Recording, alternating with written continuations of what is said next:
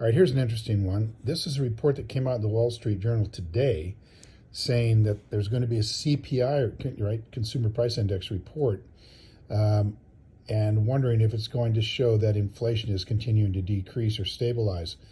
Well, the report came out at 8:30 this morning after this was published in today's Wall Street Journal, and the report is that inflation is ticking up, went up to 3.4%.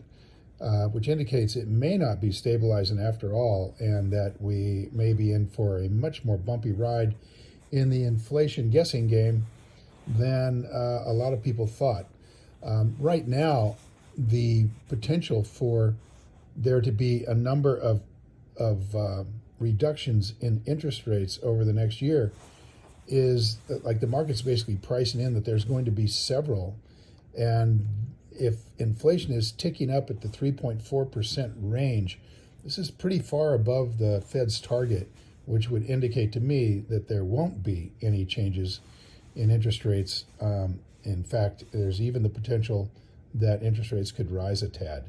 So, interesting report. You very rarely see that, here's an entire article on a subject, and then it's changed immediately at 8:30 in the morning. Pretty interesting. So watch out for inflation. It may be sticking with us for longer than we think. Time to go play.